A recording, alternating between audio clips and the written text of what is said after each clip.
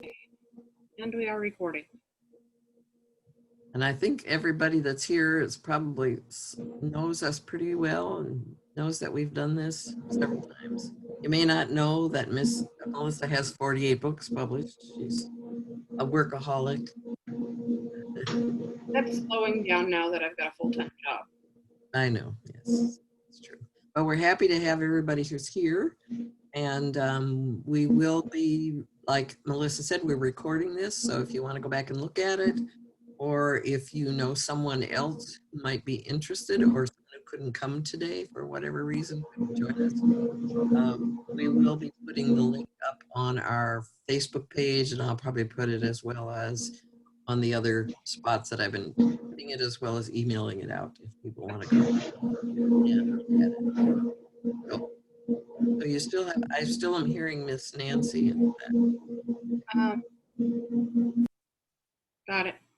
Okay, good. Okay. Ready when you are. Okay.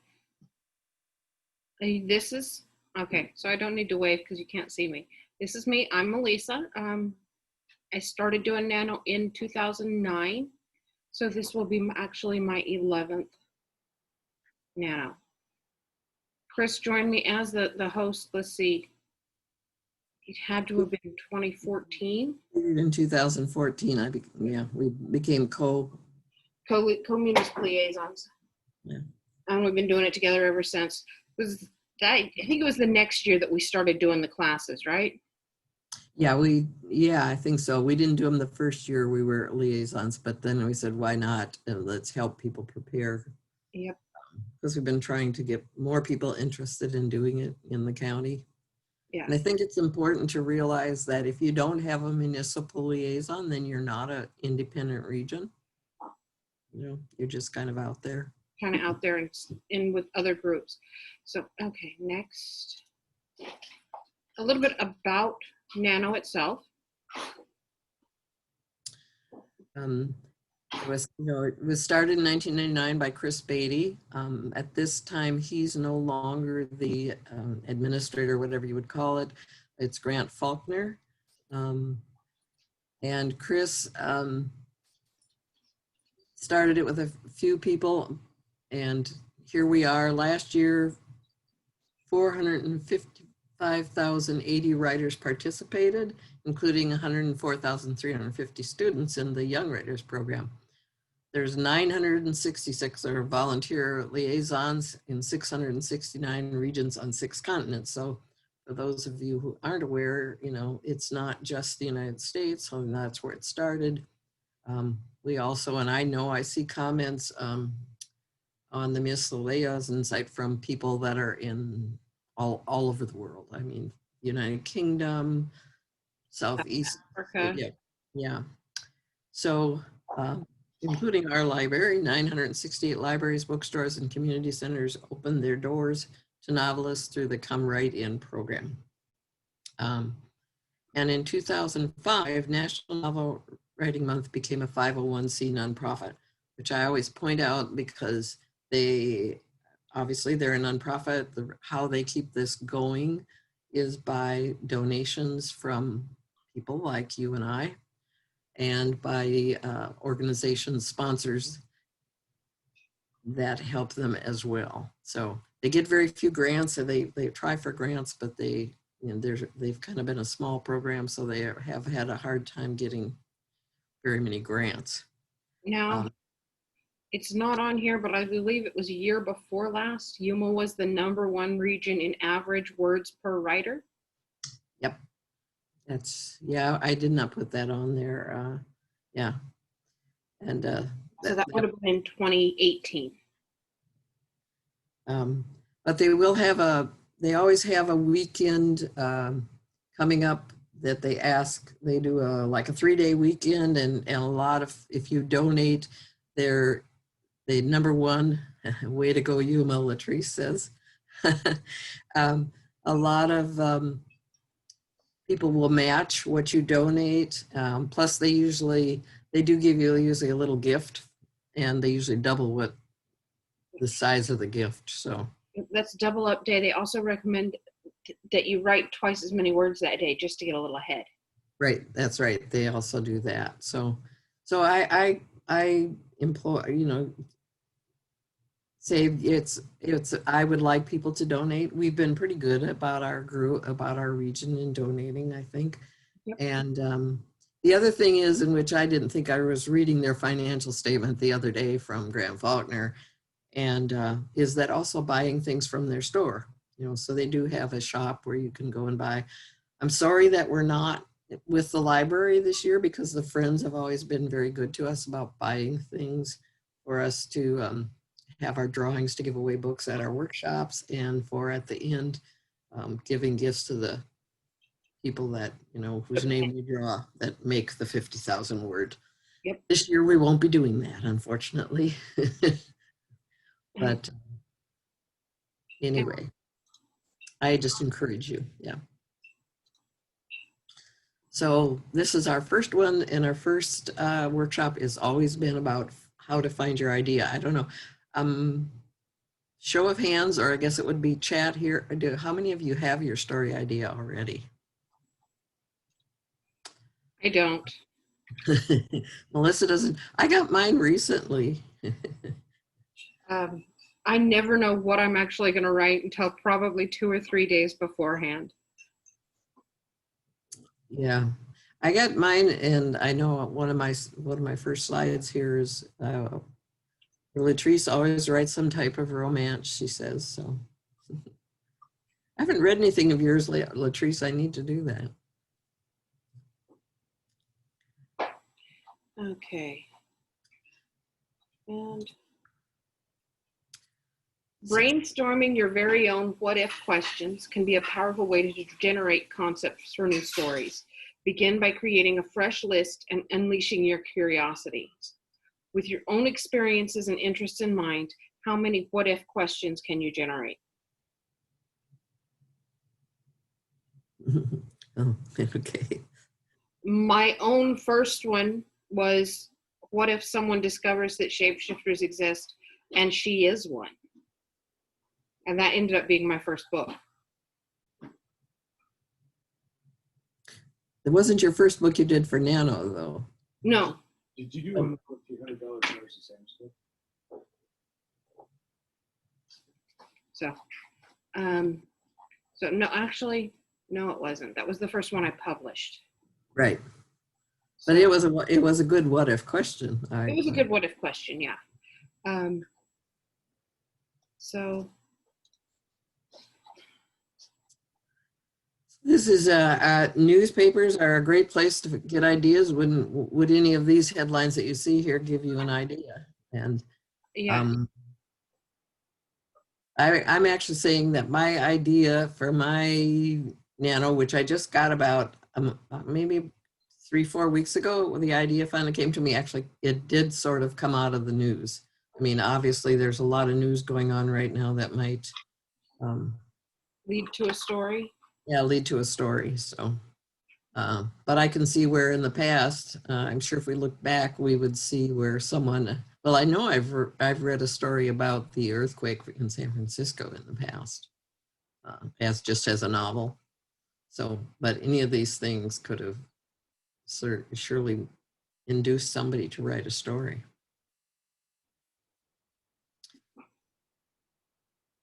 So. The one thing I tried to do this year when I've done the workshops is make them more personal. So you're going to see more about where I get my ideas and Yep. Some of that kind of thing. So I just, that was my way to try to make it a little bit more personal, a little bit different from the past. So another place I get ideas is from books that I read. So these are some of the books I read. Kay Hooper is featured large here because she writes paranormal mysteries, and I feel that what I'm going to write this year and what I've been working on editing this year are from a series that are paranormal mysteries, not like murder mysteries, but just kind of unusual mysteries. So, but these are the people that I read. But it's good to read in the genre. I know a lot of times you hear people say, don't read in the genre you're writing in. I say, I see the other one. You kind of have to, so you know what's out there and what's selling, what's. But a lot of times they say not to because they figure like you're gonna. You can unconsciously copy it. Yeah. And I would say this about Kay Hooper. Actually, I reread some of them recently. I thought, yeah, maybe from reading them in the past, some of the stuff that had shown up my story was, but they were more like ideas. They weren't her storylines. They were more some of the other things that I imagined that might happen with paranormal people. Oops. Okay. Oh, I did that. yeah. Okay. I've read the Janet Ivanovich. I love her. I read a lot of romance. I may not necessarily read them while I'm in the middle of writing a book, but I do a lot of reading in the genre. Otherwise, you don't know what the standards for the genre are. And I read John Sanford for two reasons. Number one, his books are mostly set in Minnesota, which is where I grew up, so the places are familiar to me, and I like to read places that are set in familiar places. So I read J.A. Jansen, some of the Arizona writers, for that reason as well. The other reason I like the Lucas Davenport series is because John Sanford usually always gives you a picture into the mind of the bad guy, the antagonist. Yeah. And to me, that always adds to the story. So I would say when you're writing, if you're writing, don't be afraid to show what your antagonist is up to if you want to do a multiple person POV. Oh, there's several I can think of that have done that. Catherine Coulter's done it in her new FBI series. Dean Koontz has done it in several different things. It's a good tactic to give you an insight into your antagonist. Right. Okay. If you are a writer or you want to be a writer, this is how you spend your days. Listening, observing, storing things away, making your isolation pay off. You take home all you've taken in, all that you've overheard, and you turn it into gold, or at least you try. Anne Lamott. It's from Bird. Yeah, that's from Bird by Bird. Yeah, she's, like I said, for inspiration, I always go to Anne Lamott. And I did highlight making your isolation pay off because we're all feeling kind of isolated, but hey, this may be the time for us to use that to our advantage. Yep. Okay, and a great way to find ideas. Yeah, and then like I said, this is personal. So say these are some of the shows that I watch on TV. There's at least 2 of those that are based on books. I think actually the Snowpiercer is based on a book too as well. Manifest and The Passage, I'm not sure. And it kind of looks like I have a sci-fi bent going on here.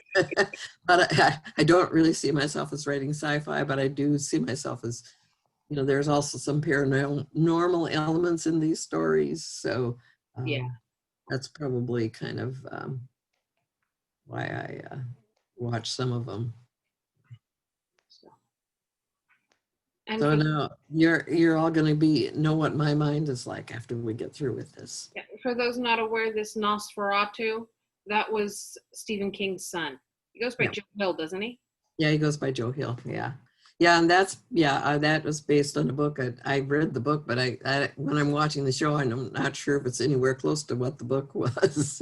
I'd have to go back and read it again. But I have read. Actually he wrote one that I really liked called I think The Heart-Shaped Box. Yep. Yeah, and he wrote with his dad, didn't he? That was both of them? No, that one was actually, I think, one of his first books. Okay. The other son, I don't even know if Joe has written with his dad. No, his other son he wrote one of the recent ones with his dad. And Joe may have too, but anyhow, Nosferatu is a weird show. And he writes strange books. So there you go. And I don't know if The Passage will ever come back, but I liked it. It was an interesting show. Okay, let's see.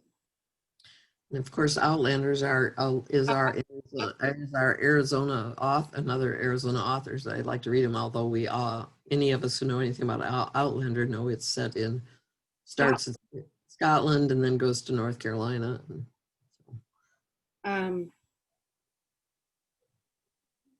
Yeah. I watch those. I read those.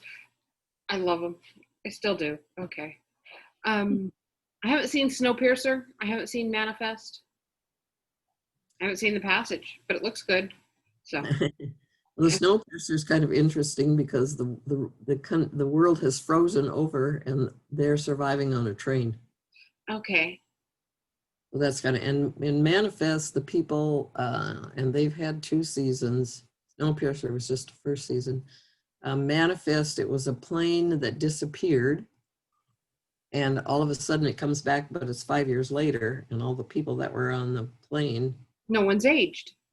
no one's aged, and then stuff has gone on in their families. You know, things have changed, so it's, you know, about that, and then it's about some other unusual happenings that happened to them as well. So. Okay. So,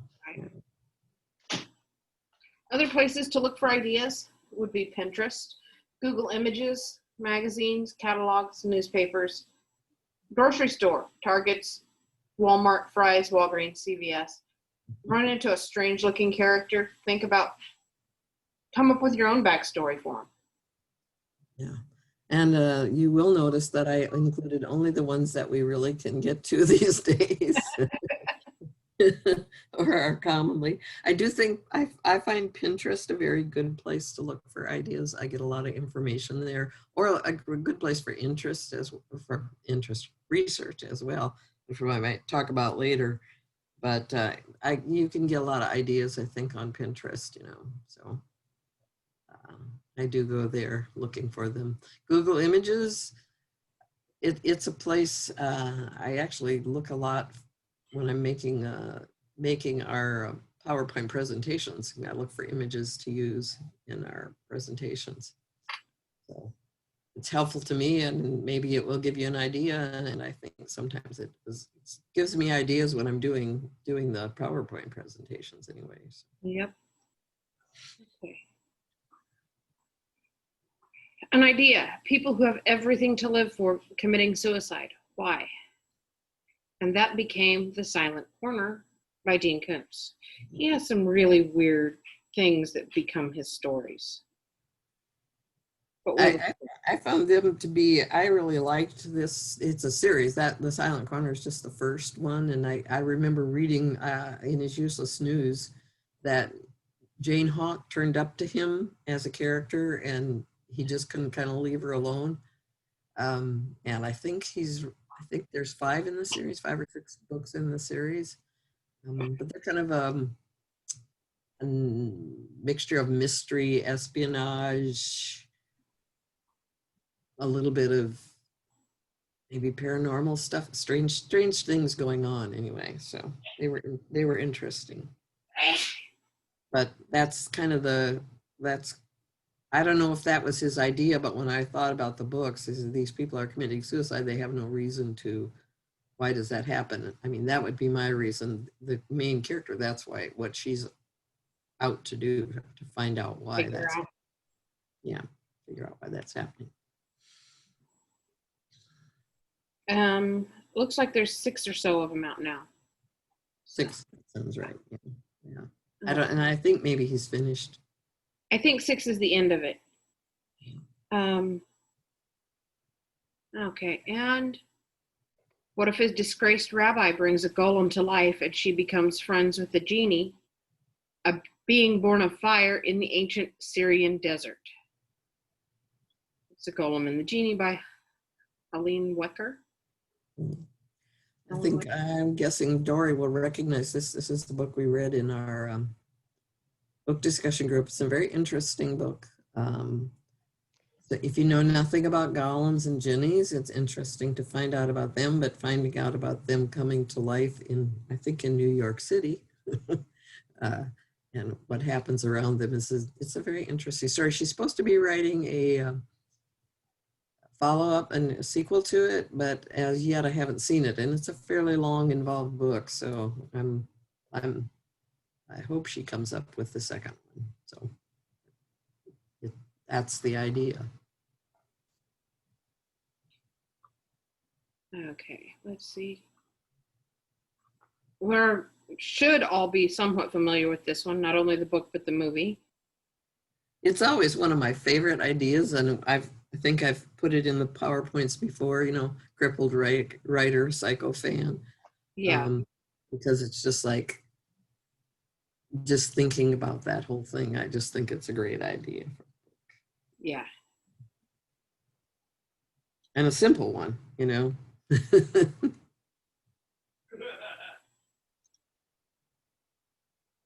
Ray Bradbury got his ideas for stories by writing down a list of nouns. I began to make a list of titles to put down along lines of nouns. These lists were the provocations finally that caused my better stuff to surface. I was beginning to see a pattern in the list, in these words that I had simply flung forth on paper, trusting my subconscious to give bread, as it were, to birds. And that in red at the bottom, that's my list. That's when I was doing this particular slide and I read what he did, I thought, okay, well, what's my list? So these were the things I came up with, because this was the kind of stuff that was occurring to me. Vaccines, needles, nurses, ambulance, dog, trash can, breath, TV, tea kettle, epidemic, flu, birds. Now, obviously a lot of them connect to one another and what's going on in our world, but a lot of them are a little strange. I don't know where the dog came from. I bet a dog was barking outside my window.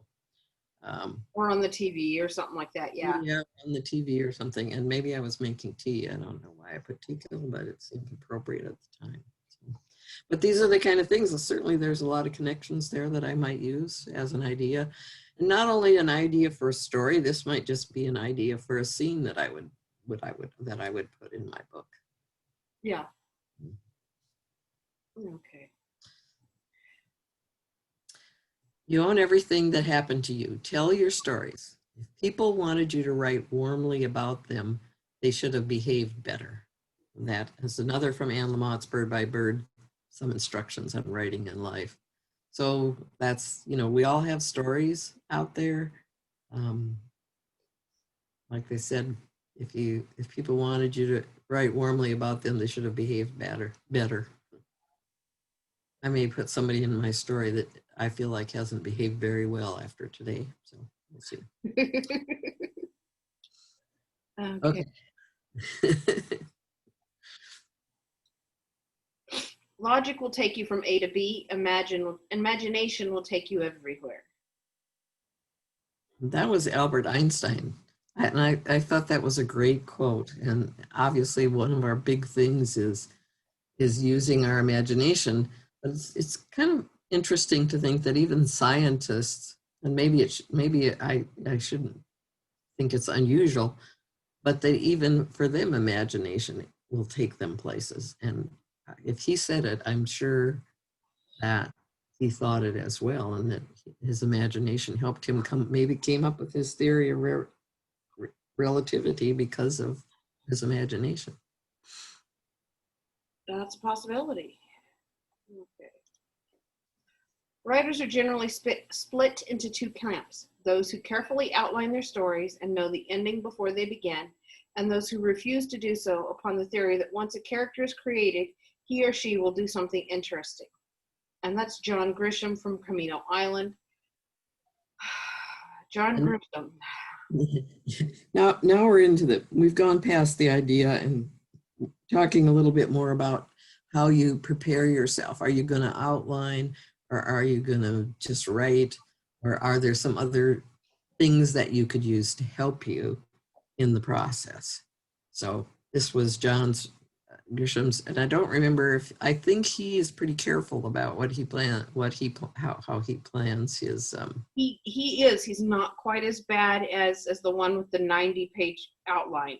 Yeah, he comes up pretty next, maybe, I don't know, but yeah. he has a very in-depth. When we watched him, and it was Grisham and Stephen King in that discussion. Right. John King is like, we can't outline that. Just that tells the story for us. And he was like, oh my God, I got to know what's going on in every scene before I can start. Yeah. It was So fun.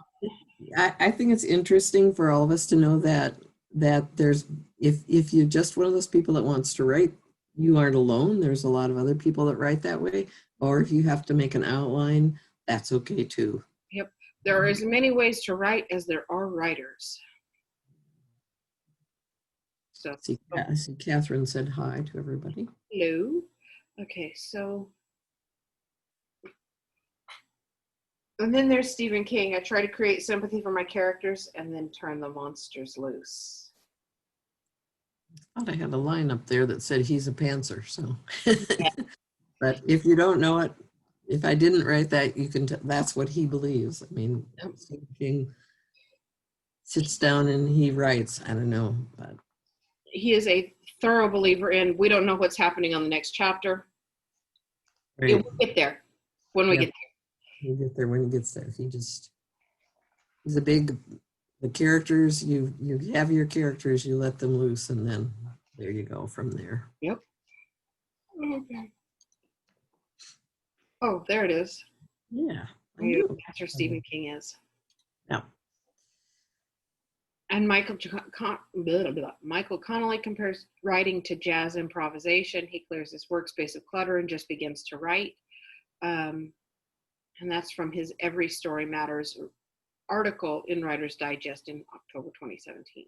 So we're saying Michael Connolly is pretty much a pantser as well. Yep. Well, he's one of my favorites. I like to. Are you a planner? James Patterson is a planner plotter. He writes outlines of around 80 to 90 pages. Patterson says that outlining saves time. He sums up every chapter in about a paragraph of text. So certainly if you want to write 80, 90 pages of outlines, you can. To me, I don't know how that would save time because I don't either. But, but you know, for some people, if that's the best way for you to do it, that's a good way. Do it that way. Yep. Whatever works is what we like to say. Whatever it is that works for you, use that to your advantage. Yep. Sometimes outlines are great. Sometimes they aren't. Half my books have been written through detailed outlines. The other half come about by writing into the wind. Books, as well as writers, have different personalities. We each need to go with what works for us or for that particular project. J.C. Lane, author of Tag You're Dead. I thought this statement was quite interesting when I found it, that this person would say they write both ways, which I don't see that's not so unusual. But I liked the idea that books have, as well as the writers, have different personalities. So some books are you're meant to make an outline, and some books you just sit down and write because that's the way the book wants you to go. So I just found it an interesting statement. Along those same lines, I have some books that I can write at the computer with no problem, start to finish, and others I have to handwrite them and type them in. And I'm sure that's true of a lot of people. It's just weird. And I know it's one particular series that works better. It flows better if I handwrite it and then type it up. I'm pretty much a computer person, mostly because my handwriting is so terrible. It's hard for me to decipher it once I write it down. And I like the fact that the computer corrects all my errors in spelling and everything. And so it just makes it more comfortable. Now, I have been known to write scenes, in handwriting if I think about them. Like I know I wrote a whole scene when I was in the hospital last year that I used in my book, but I didn't have much choice because I didn't have my computer and I didn't have my journal with me. So I just sat down and wrote the scene in my journal. It's a lot faster to type it up, but some things to me, they just flow better handwritten. I don't know why. But that's another one of those personality of the story things. Right. I saw Gretchen. I did too. This is, this is a table of contents from the NaNoWriMo ham. Latrice says she always handwrites first. These are table of contents from the NaNoWriMo handbook, and you can find it if you go to your Nano page and click on the writer's resources and then on Nano Prep. So these are some places that you can go to help. They're a lot like our classes that we're doing, because their first one is developing a story idea. So, and then it's about characters, and then about plot or outline, and then about building the world.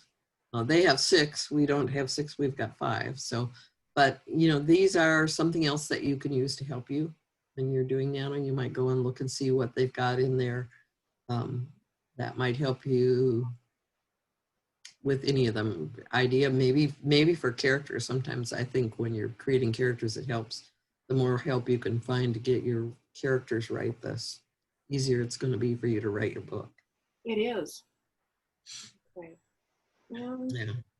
And I'm sure that probably on the one that building is a strong world, maybe they've got some great, I did not look through their sessions to see what all they offered, but I'm guessing they probably offered some things about research where you can go to do some research that might help you with your story. I know I said I had an idea for my story. I've already made a few notes, and one of the things I did was some research already, because I know I wanted to find out some information, most particularly about the time that something was going on that I'm going to include in my story. So I've already did some research. Research is another thing that can help you, I think, ahead of time. I don't recommend doing research during Nano because it becomes too easy to get distracted And fall down the rabbit hole. and fall down the rabbit hole and keep researching. But in these weeks before November 1st, if you've got an idea and there's something that you need to research, mine was I wanted to find more about, number one, when it happened, when Ronald Reagan did the amnesty for all the illegal aliens that were in our country. So, you know, I went and I found out what it actually said and when it actually was, because I wanted this timeline for my story to fit, and I wanted to I figured I could fit it ahead of time rather than waiting to do it after I get to editing. So anyway. Are you doing another Bob story? No, I'm through with Bob. I have to go back and edit. I have 3, and the third one ends it, but I have to go back and edit the second 2. And okay, because I knew that was right in the right timeline. yeah, actually, both of my stories are set in about that same time frame in the 80s, the mid 80s. So that's kind of where they're at. So. Okay. Anyway, that's what I'm saying. I was doing some research already, and certainly that's one thing you could be doing now. You could be writing an outline, but if you've got an idea for something, you might want to do a little research ahead of time. Research, create characters. There's lots you can do ahead of time. Right. Okay, let's see. There we go. I'm famous for writing out of order. Write out of order. If you're stuck on one thing, do it. Are you itching to write that spectacular ending? Do it. While linear writing, that's chapter 1, chapter 2, scene to scene to scene in the order that the stories flow, works for some authors. Others, like me, prefer to skip around in the story, writing scenes they'll graft it later into chapters. I give my scene temporary titles rather than numbers. It makes them easier to identify and reorder later and put them to where they need to go. I do this because if I get stuck and I don't know what happens right now, but I know what happens later, I can write that and come back and fill in the gap. It just makes it a lot easier. Yeah, and I guess I would like to say from people that have done this before, we've had people that wrote 2 stories during Nano at once. I mean, there's no law in Nano that says you have to write all one story. What they are encouraging you to do is write 50,000 words. So if that takes 10 5,000 word stories or 10,000 word stories, that's okay. The idea is just to get people writing. That's what they want to do. So, and obviously writing scenes like this, no matter, all you have to do is upload your words at the end to show that you've got 50,000 words. And even if they aren't in order, it doesn't make any difference to them. Yeah. No one's reading. It's just an automated system that counts the words. Right. And, then later you can go back and fix it and put it in order. I get another good reason for saying this would be, don't spend your time doing these busy kind of things. Do your writing, and at the end you can fix stuff. You can move it around.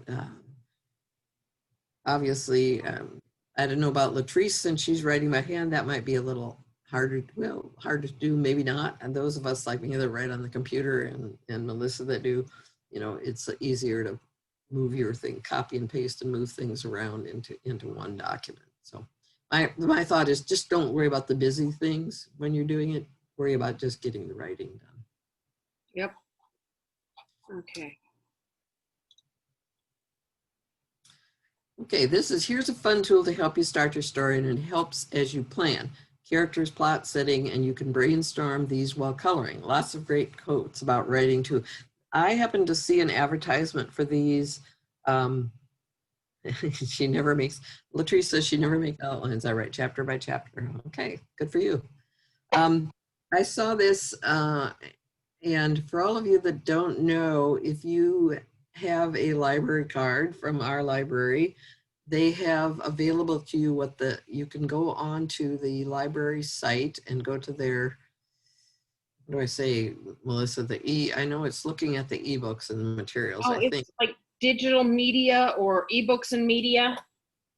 And they have where you can sign up for the RB digital app and get that, and then you can have access to all the magazines that the library has.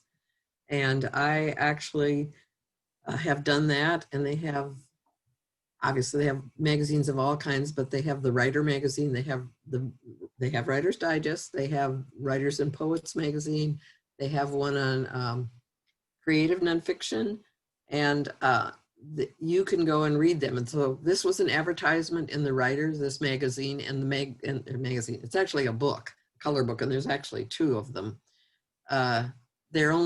It cost me less than $8 for them. And I've already used mine to help me with a scene I was working on. The first one is more for the planning thing. The second one, the other coloring book is more, it just has prompts in it, which there's nothing wrong with that. I mean, if you get a little stuck sometimes during NaNo, you might want to go look at the prompts and say, okay, this prompt, if I use this prompt and sit down and write for 15 or 20 minutes. And I sat there and colored, which is maybe crazy, but while I was coloring, I got thinking, and I'd color a little bit, and then I'd stop and I'd write down the ideas that came to me while I was coloring. So that may seem silly, but it worked. Okay, the link on the library's website says ebooks and media, and that's where you go to Overdrive, your Hoopla Digital, and the RB Digital Comics and Magazines links. And that's where you get the magazines and stuff. Okay, Latrice has to leave us. She'll see us next time. Joy, have a good time. Yeah, she said she'd watch the rest later. Okay, no problem. Okay. Okay, and the next one from the coloring book. Yep. This is the first brainstorming idea. It's at the very beginning of the book, and there was make a mind map. It said, put your book title in the center, and I substituted your what if, and then put around it all these who, what, when, where, and whys, and use them as your brainstormers. So if your title's there or your what if idea is there, say, okay, who's involved, what's involved, when's. So that kind of gets you going on all those things that are going to be a part of your story. It's just another fun thing to do. I mean, I think there's no reason why we can't have a little fun when we're planning our books, as well as, be serious about them. I mean, obviously doing research is serious, but why not have a little fun? So for myself, I guess I say this about myself, I'm not a person who knits or does any of those kind of crafty things. So the coloring book was kind of a little bit of a fun for me just to do. I knit and think and do a lot of things at the same time. Okay. So Okay.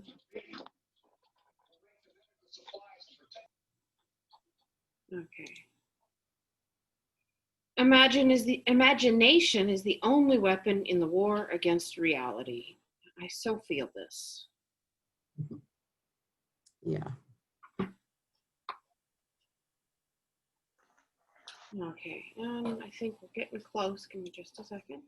Yeah. And this is, these are some books to help you plan and get inspired, all available in some form from the library.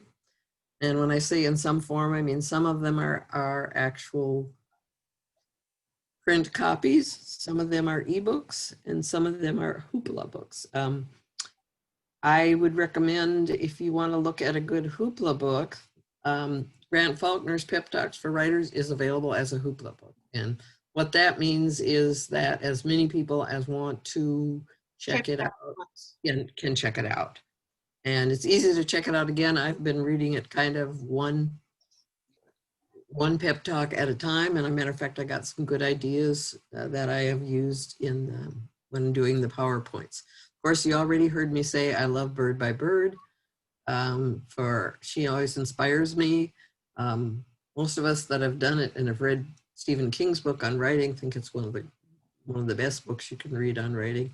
I love it. And, yep. And if you really want to get inspired, then you read Chris Beatty's book. No problem. He's the man that we said started National Novel Writing Month. And, you know, I usually tend to try to read it every year before NaNo, just because he always gets me going again just by reading it. And these other books are good books too. I probably could have included some other books, but these are ones that are available through our library. That's why I put them on the page. So I think there's maybe one more. Check out this one.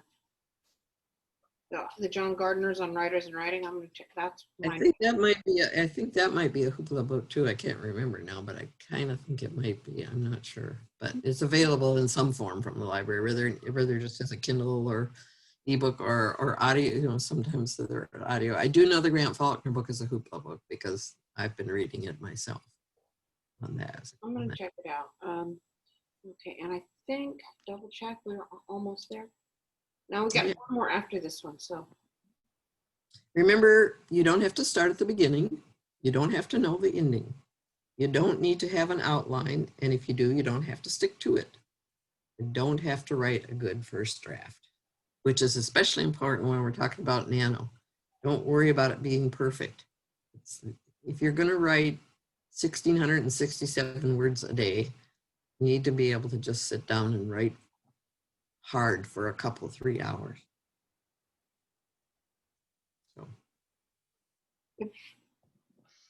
And not worry about is it good, is it bad? Right. Just write. No, and try not to be too much like me. I have a trouble if I'm trying to think of the right word at looking at my word web thesaurus to find the right word, but sometimes I just have to do that. I am horrible about that. It's one of my failings, but sometimes if I can't go on with if I don't have the right word, I can't go on writing. So maybe it's good that I do have that word web down there to use. Yep. And as a writer, you ask yourself to dream while awake.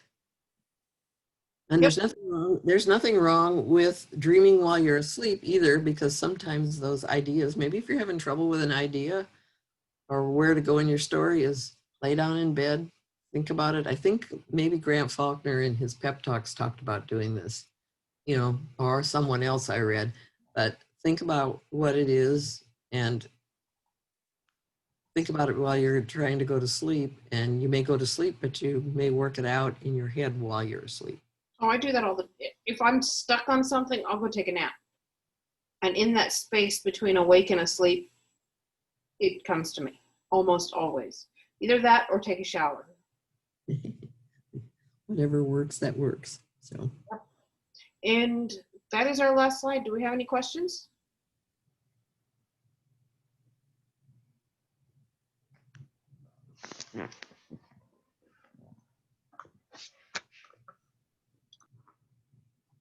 I'm not seeing any. I'm not seeing any. Yeah, I'm gonna go ahead and stop the recording. okay.